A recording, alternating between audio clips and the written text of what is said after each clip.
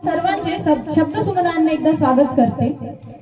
आज आपण इथे जमलेलो आहोत तर मी तुम्हाला आजचा कार्यक्रम काय आहे ते थोडक्यात एक्सप्लेन करते। आम्ही सर्व नातवंड मिळून आमच्या बाबांचे जीवन चरित्र एका नाटकाच्या सादरीकरणातून तुमच्या समोर घेऊन येत आहोत। ती तुम्ही शांतचित्ताने ऐकावी ही माझी नम्र विनंती। मी तुम्हाला नाटकातले पात्र एक्सप्लेन करते। वेदू हा बाबांचं पात्र करणार आहे। आराध्या हे आमच्या आजींचं म्हणजे कुसुमबाईंचं पात्र करणार आहे। दादू माझ्या पप्पांचं म्हणजे सूर्यकांत पाटील यांचं पात्र करणार आहे। ऋतू म्हणजे मी माझ्या आईचं म्हणजे सोनियाचं पात्र करणार आहे। त्यानंतर खुशी ही आमच्या ज्योती आत्यांचं पात्र करणार आहे। प्रीतम हा आमचे सुरेकर मामांचं पात्र करणार आहे। मानव सुधाकर काकांचं पात्र करणार आहे। हसी उषा काकूंचं पात्र करणार आहे। सार्थक भैया काकांचं पात्र करणार आहे। चिव रीना काकूंचं पात्र करणार आहे। त्यानंतर आपली दीदी म्हणजे वैष्णवी ही शशिकला आजींचं पात्र करणार आहे। रोहन हा चंद्रकांत काकांचं पात्र करणार आहे। अमृता ही सुनीता काकूंचं पात्र करणार आहे। आयुष हे दादूचं पात्र करणार आहे। आणि त्यानंतर संग्राम हे सार्थक आणि नंतर उद्धवचं पात्र करणार आहे। हे सगळे आमच्या नाटकातले पात्र आहेत। आता आपण नाटकाला सुरुवात करू। त्यानंतर आपण शिवाजी महाराजांवर रचलेला पोवाडा पाळणा इत्यादी बघणार आहोत। आमचा छोटासा प्रयत्न तुम्ही शांत चित्ताने ऐकावे ही नम्र विनंती। चला तर आपण बाबांचे जीवन चरित्र हे बाबांच्या बालपणापासून बघूया। बाबांचे बालपण।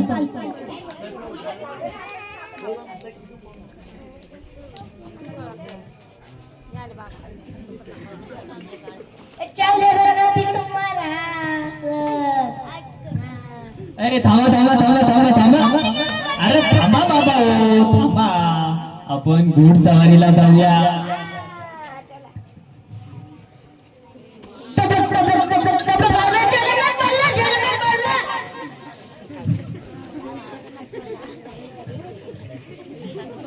लहानपणी आमचे बाबा घोड्यावर पडले होते। त्या काळात औषधोपचारांची सेवा लवकर उपलब्ध नव्हती, त्यामुळे आमच्या बाबांचा हात फ्रॅक्चरच राहिला।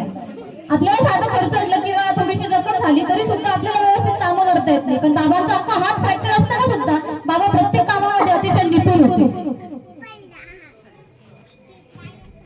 काही वर्षानंतर चला बघूया बाबांचं लग्न।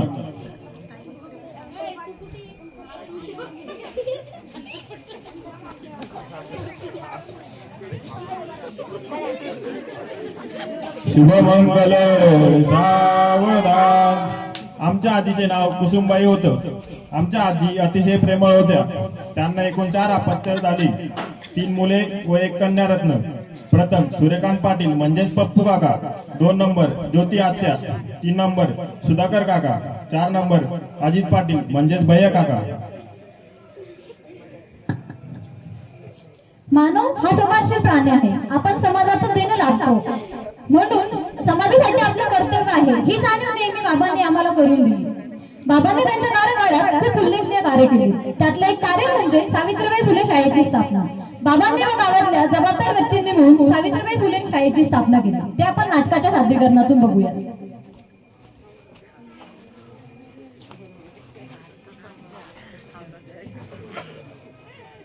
मित्रांनो, आपल्या गावात एका चांगल्या शाळेची गरज आहे। आपली पुढची पिढी ही शिकून सवरून मोठी झाली पाहिजे। तर माझं असं मत आहे की आपण आपल्या गावात एक चांगली शाळा उभारूया। हा बरोबर आहे जगन्नाथ आपण शाळा तर उभारू। शाळेचं नाव काय ठेवावे? मुलींची पहिली शाळा सावित्रीबाईंनी चालू केली, तिथं माझं असं मत आहे की सावित्रीबाई नाव ठेवायचं। हा चालेल, आपण आपल्या शाळेचं नाव सावित्रीबाई फुले कन्या विद्यालय हे ठेवूया। आता आपण बघूया बाबांचे मोठे चिरंजीव सूर्यकांत पाटील म्हणजेच पप्पू दादांचं लग्न।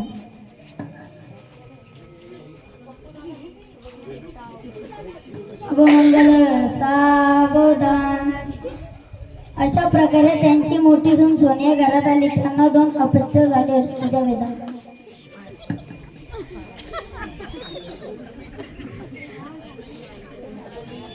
प्रत्येकाला काही ना काही वाईट सवयी असतात.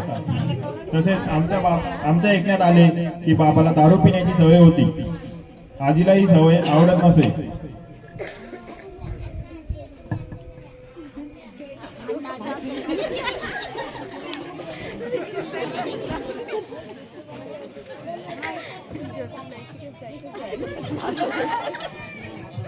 दारू ही वाईट सवय आहे. दारू सोडून तू नको सांग मला. अण्णा दारू सोडून द्या ना. तू शिकवायला मला.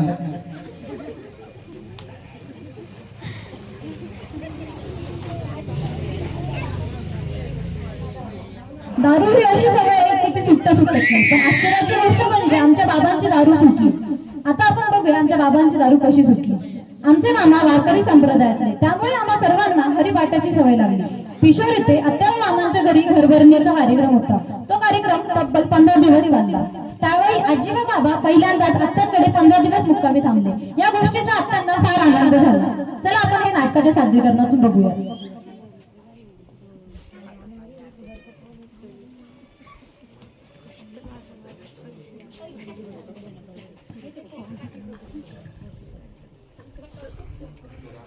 आजी अण्णा तुम्ही आमच्या घरी 15 दिवस आमच्या गरबणीला 15 दिवस राहिले.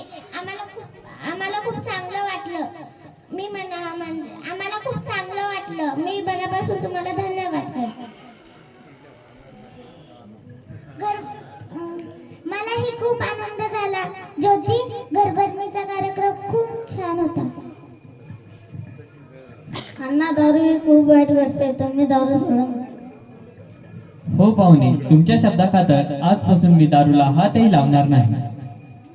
धन्यवाद पाहुणे, तुम्ही अण्णा समजवल्याबद्दल.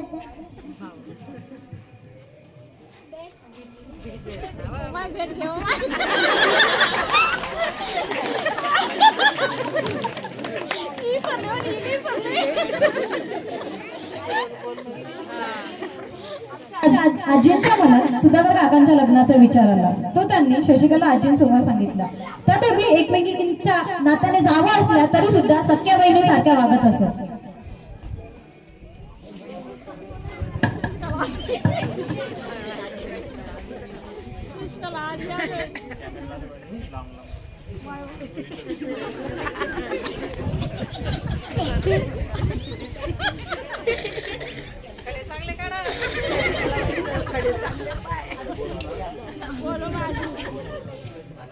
मोठे माझ्या मनात असा विचार आलाय की आपण सुधाकरचे लग्न उरकून टाकू.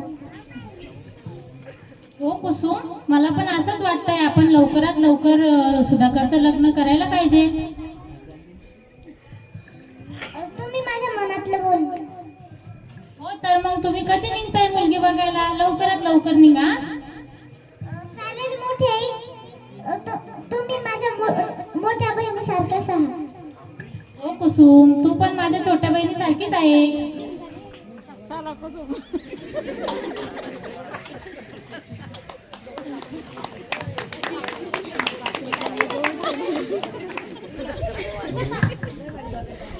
सुधाकर काका नोकरीनिमित्त दूर गावी राहत असे. ते काही दिवसांसाठी घरी आले होते. आजींच्या मनात काकांच्या लग्नाचा विचार आला. ते आपण बघूया.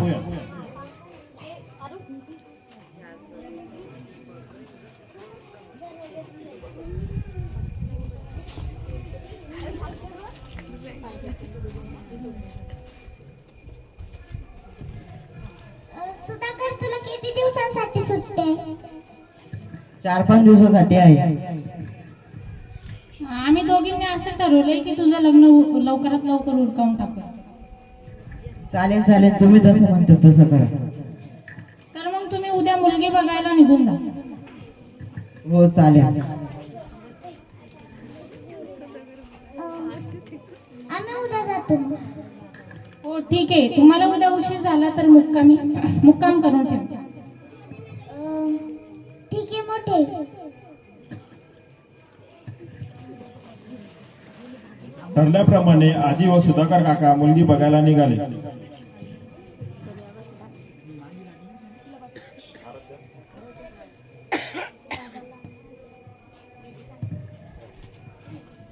येते का सोन्या मी? आई मी दूध आणते, जरा चहा तर घेऊन जा. नको नको, उशीर झालाय. ठीक आहे आई, पण तुम्ही परत कधी येणार? उद्यापर्यंत वापस होऊन जा. ठीक आहे आई. तारीख 17 जानेवारी 2009. घरात गर्दी जमली होती. तणावाचं वातावरण निर्माण झालं होतं. सुधाकर काका व आजी अजूनही घरी परतले नव्हते. तेवढ्यात एक दुःखद संदेश घरी आला की आजीचे अपघाती निधन झाले आहे.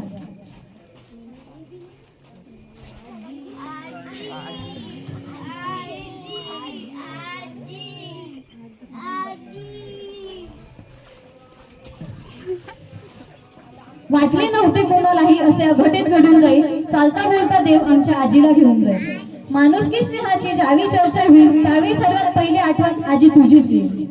साथ सुटली लाख मोलाची, छाया आटी वटवृक्षाची, गेला आधार आजींचा, हरपले गंध स्नेहाचे, लोटला सागर करुणेचा, हास्य लोकले प्रकाशाचे, निघून जाणारे तुझ्या आजी, नेत्र होते ओले आमचे, सर्वांचे गेले प्रेरणास्थान, लोटले दैवत आमचे, लोटले दैवत आमचे.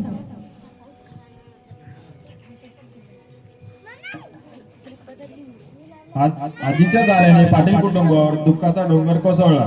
कोणीही आजीची जागा घेऊ शकत नव्हतं. त्या परिस्थितीत सोन्या काकू व पप्पू काकांनी संपूर्ण कुटुंब उत्तमरित्या सांभाळले. त्यानंतर काही महिन्यांनी सुधाकर काकांचं लग्न उषा काकू सोबत झालं.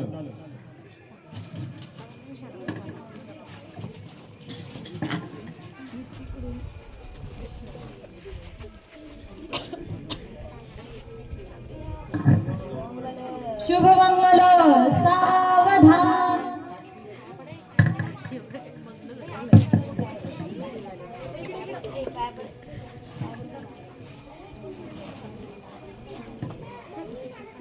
त्यांना 2 अपत्य झाली, आयुष व आराध्या.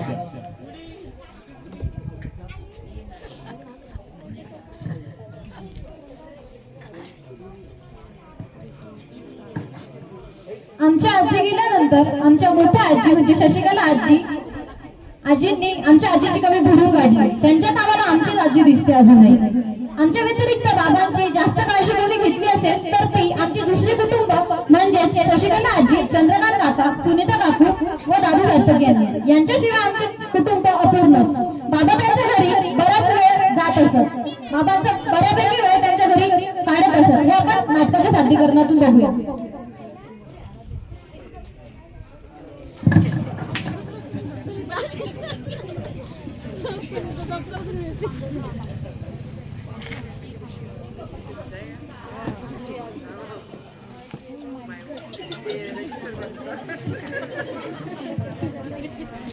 काय चाललं वहिनी? काही नाही, चालू आहे शेतीचे काम. काय पेरलंय शेतीत? मक्का पेरली गो सध्या. भाऊ कुठे? आलास? काय चाललं चंद्रकांत? बाबा तुमचं काय चालू? बरी का तब्येत? हो बरी आहे. काय म्हणता? चालू आहे शेतीची कामं. आम्ही पण शेतीत मक्का वगैरे पेरले, कपास, पण पाणी काही पडत नाहीये. हो, या पावसाचं की खरं दिसत नाही. दादू जरा पाणी आण रे अण्णांना पप्पांना.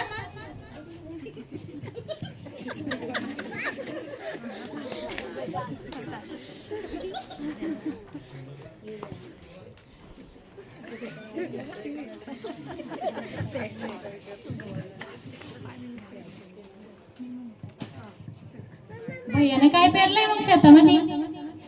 काही नाही, मक्का कपाशी तेच पेरले. आता पावसावर अवलंबून आहे सगळं. हा. सुनीता जरा चहा टाक ग. हो आणते आई.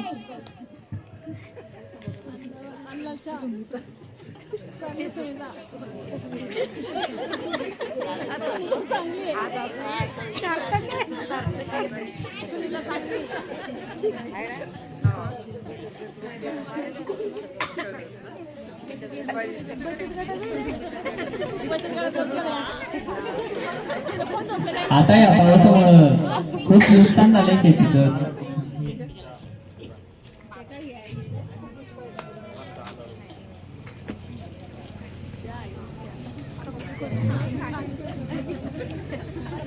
आमच्या घरात तर या कागदपत्राने डोकं खाऊन टाकलं. असं काय बोलतेस? ते काम चालू आहे तिची. तीनदा पाया खाली येतं ना अण्णा ते. उचलता पण येत नाही का? काय सुनीता, काय चालू आहे? काही नाही अण्णा, बचत गटाची काम करत होती.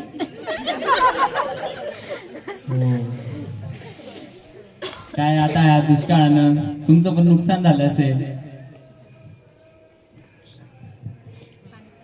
पाण्याचा नाही का कंटाळा काढला. आमच्या गावाला का पाणीच नाही येत.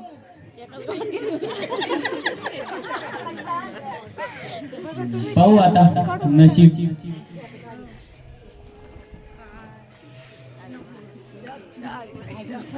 येतो मी. सार्थक अण्णाला सोडून ये रे. हा बाबा दादू. आमचे भैया काका म्हणजे अजित पाटील यांना राजकारणाचा ध्यास लागला. काही वर्षानंतर भैया काका हे पंचायत समिती सदस्य म्हणून निवडून आले.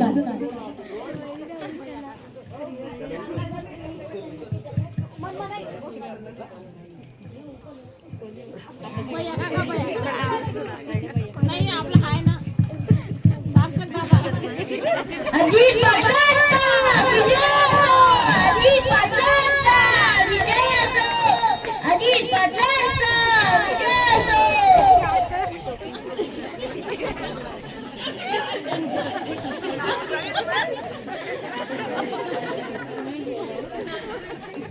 अजित पाटलांचा विजय असो.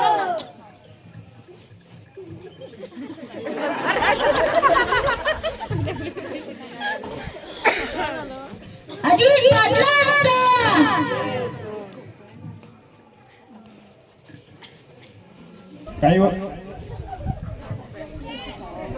काही वर्षांनी भैया काकांचे लग्न रीना काकू सोबत झाले.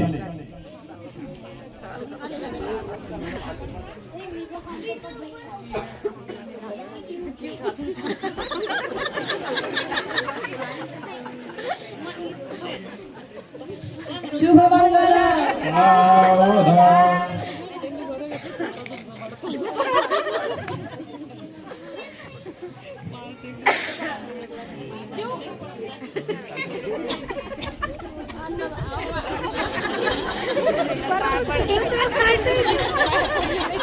त्यांचं लग्न हा चर्चेचा विषय ठरला. तब्बल 2 दिवस लग्नाची बातमी सगळ्या न्यूज चॅनलवर झळकत होती.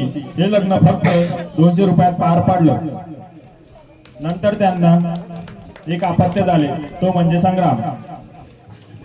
आजकाल आपण बघतो की लग्न कार्यामध्ये पैशांची किती हेळसांड होते किंवा नासधूस होते.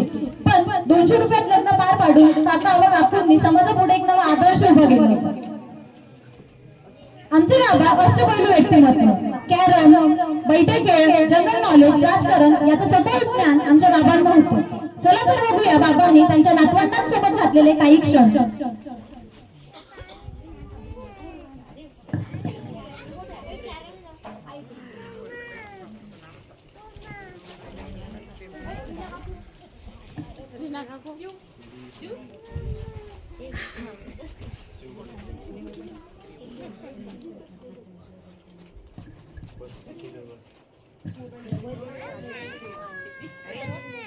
आज तो खूप वेळ आता टीव्ही पाहिजे. बाबा टीव्ही द्या ना. बाबा रिमोट द्या ना. मला माझी आपली पाने. मला माझं सिंचन पाणी. मला माझी आपली पाने. मला माझं हे पाहायचंय कार्टून. द्या ना बाबा, तो आत्ताच तर बाहेरून आला. घ्या बाबा. नाही मला नाही लागत.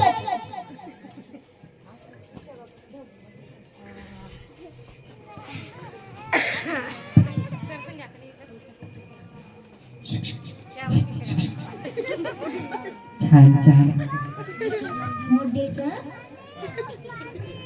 दिंडी छान.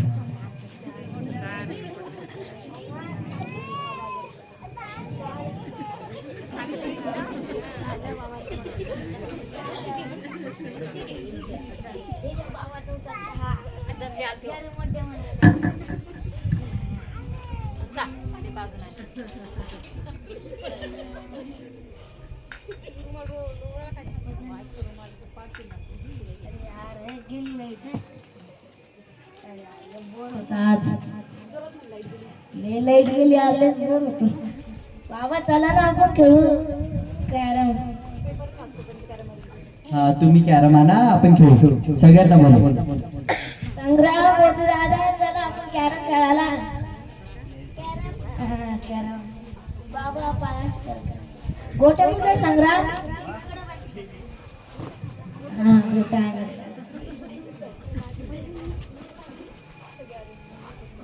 आणली मी गोटी आणली. मला बाबाकडून आणाय. नाही मला बाबाकडून आणाय. मला संग्राम माझ्याकडून. संग्रामला आणि ना. अरे अरे संग्राम माझ्याकडून.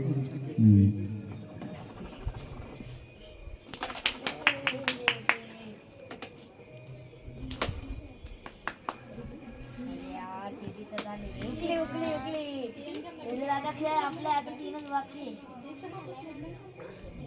काय आपलं खेळता येत नाही. संग्राम इला मार जिंकणारे आपण. ए जिंकलो. एकही गोळी व औषधे लागले नाही. जुने माणसे हे कडक हाडाचे होते. याचं उत्तम उदाहरण म्हणजे आमचे बाबा. कोरोना काळात चांगले चांगले लोक दगावले पण आमच्या बाबांना काहीच झालं नाही. बाबांना दवाखान्याची भीती वाटत असे.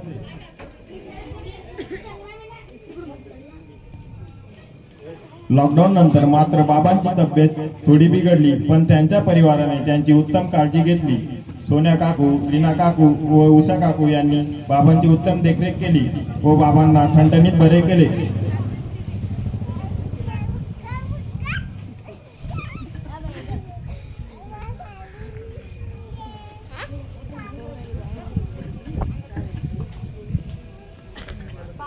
बाबांची एक सांगण्यासारखी गोष्ट म्हणजे बाबा नातवंडांसोबत तर खेळायचेच पण त्यांनी त्यांच्या सुनांनाही कधी अंतर दिले नाही व त्यांच्या तिन्ही सुनांनाही त्यांना वडिलांचीच माया दिली. आमचे बाबा आमच्यासोबत नेहमी बैठे खेळ खेळत असतात.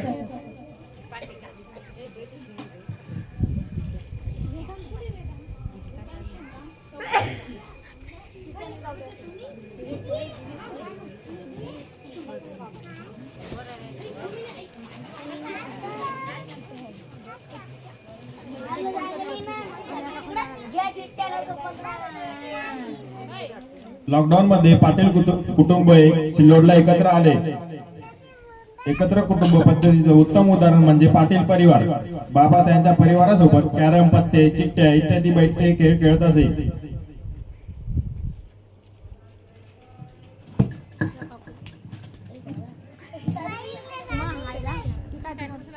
मोठी आईने बाबांची चिटिंग केली. चला आपण दुसरा गेम खेळू. दुसरा गेम चला चला.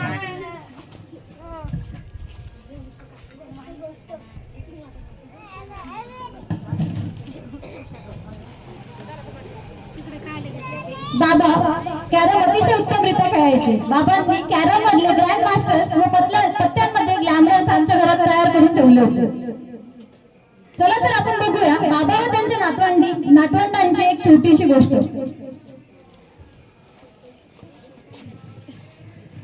बाबा आम्हाला कोण बोलवलं. सांगतो सांगतो. आता मी तुम्हाला सगळ्यांना 50-50 रुपये देईन. ऐका ऐका पण त्या 50 रुपयात एक खोली भरेल अशी वस्तू तुम्हाला आणायची आहे. ज्याची गोष्ट मला आवडेल त्याला मी बक्षीस देणार. हे ग संग्राम तुझे 50 रुपये, आयुष तुझे 50 रुपये, वेदांत तुझे 50 रुपये, आराध्या तुझे 50 रुपये. चला जा आणि आपले सामान घेऊन या. मी काय मी शेतकरी दादाकडे जाऊन पेंडी आणतो. हा शेतकरी दादा पेंडी द्याय. हा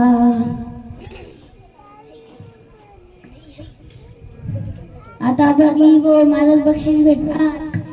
मी काय आणू संग्रामाचा पेंड्या आणल्या, कचरा आणतो. कचरा पुढं भरतो पण नसतो मग पुढे कचऱ्याची गाडी ठेवतो. आता पुरा इथं सगळा कचरा ठेवून होतो. हा मी खोली भरली आता. मी काय आणू हा दुकानदार कुरकुरे आणतो. काका 50. मी काय दुकानदारवाले काका मला एक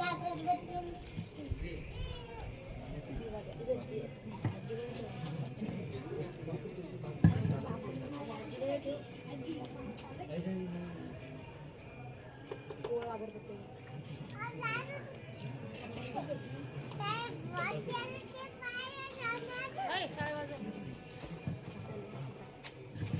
बाबा चला माझं पाप आहे रे बाबा, माझं पाप आहे.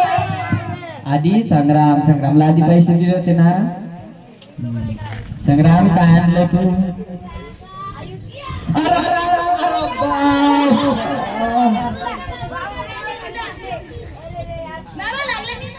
अरे आमची वर तोंड करून विचारतो, पेंडन खाली दाबतो, मला पेंडन खाली दाबतो, कळतच नाही तुला. टोपी आयुष तू काय आणलं? बाबाला घाण वास येतोय ना. एवढा घाण वास. अरे बाप, घरात कोणी कचरा भरतात घरामध्ये. एवढा घाण वास मला चक्कर यायला लागली. वेदू तू मोठा आहे, तू काय आणलं? काहीतरी चांगलंच आणलं असतील. अरे बाप, कुरकुरे मी कुरकुरे खाऊ काय करतो कुरकुऱ्यांचं? तू तर मोठा झाला कुरकुरे खातोस. अरे तू काय आणलंस? अरे वा, काय प्रसन्न वाटतंय, मस्त सुगंध आहे. तू पूजा केलीस, मला या खोलीतून प्रसन्न वाटलं. चला एका रंगात तू बरा सगळे. संग्राम आता तुला बक्षीस मिळणार.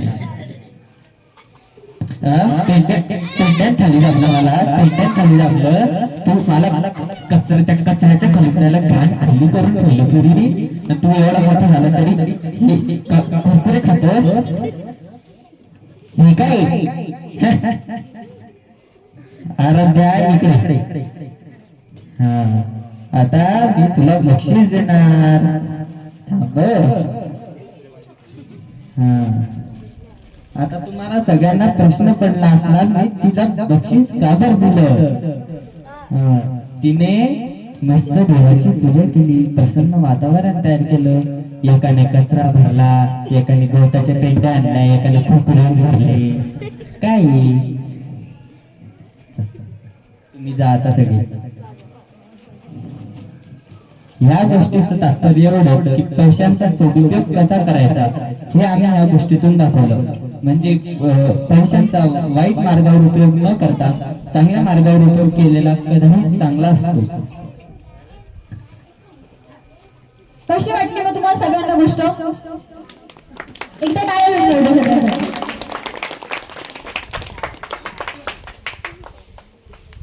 ही गोष्ट आहे एका महिन्यापूर्वीची. बाबांना अचानक श्वास घ्यायला त्रास होऊ लागला. बाबांचा ऑक्सिजन कमी झाला होता.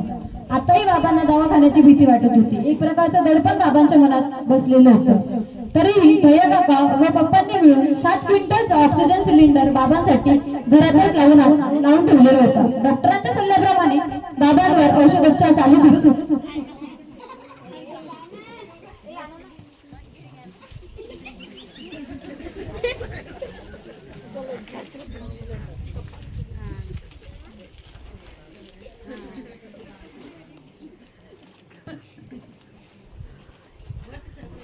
सोन्या काकू व रीना काकूंनी बाबांची खूप चांगल्या पद्धतीने काळजी घेतली. सुधाकर काका व उषा काकू सतत मोबाईलवर तब्येतीची विचारपूस करत असत.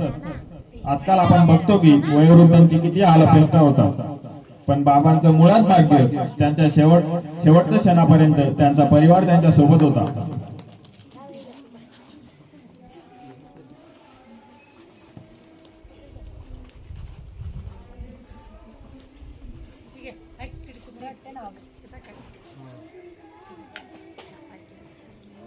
एवढ्या परिस्थितीतूनही बाबा बरे होऊ लागले होते. अचानक बाबांना वाटले की आपण औरंगाबादला जाऊन येऊ.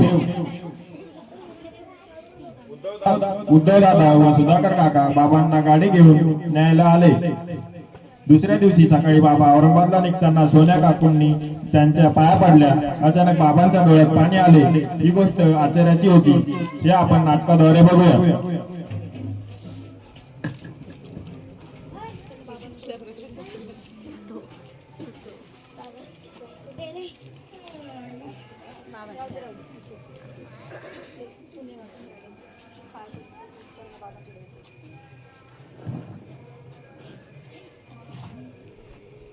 सोन्या काकूंनी बाबांच्या पाया पडल्या. अचानक बाबांच्या डोळ्यात पाणी आले. ही गोष्ट आश्चर्याची होती. सोनिया, येतो तुम्ही. हो अण्णा, पाया पड. अण्णा, तुमच्या डोळ्यात पाणी का?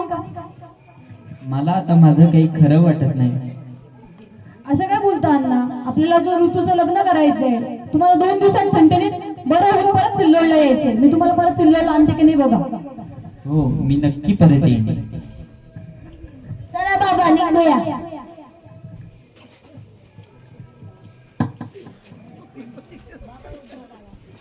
बाबा औरंगाबादला काकांकडे मुक्कामी होते. तेथेही त्यांच्यावर औषधोपचार सुरूच होते. आदल्या दिवशी बाबांनी सर्वांसोबत गप्पा गोष्टी मारल्या. 11 तारखेला बाबा सकाळी 4 वाजेपासून उठून बसले होते. काही वेळाने बाबांनी चहा व लाडू खाल्ला. 11 वाजेदरम्यान आमच्या आत्यांनी बाबांची छानपैकी अंघोळ घालून दिली. बाबांना सतत झोप येत होती. हे आपण नाटकाच्या सादरीकरणातून बघूया.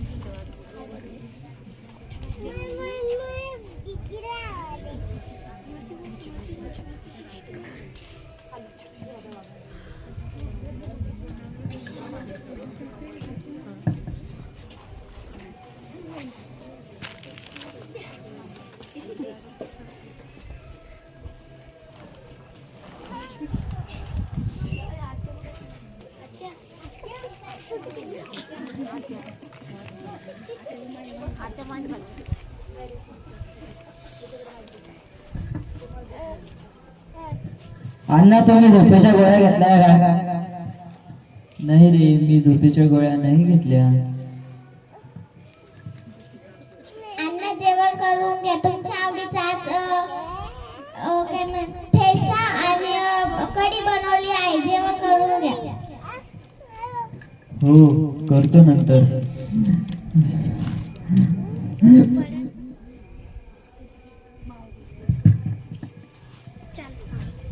थोड्याच वेळात बाबांचा श्वासाचा आवाज बंद झाला.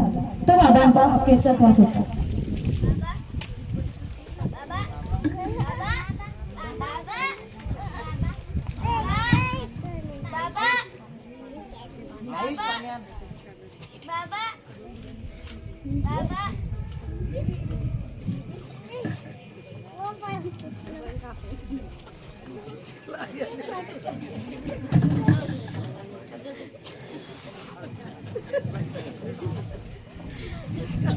तेवढ्यात बाबांनी अखेरचा श्वास घेतला.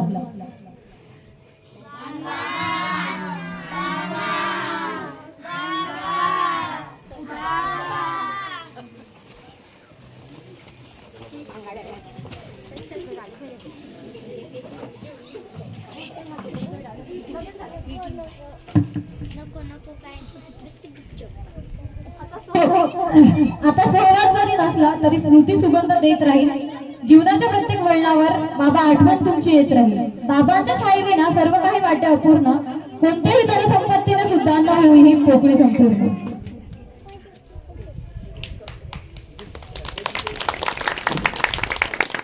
मी सर्व कलाकारांना अशी विनंती करते की त्यांनी मंचावर यावे. चित्र एका छोट्याशा सादरीकरणातून तुमच्या समोर सादर केले. आम्ही सर्व नातवंड मिळून बाबांना एक संदेश देऊ इच्छितो.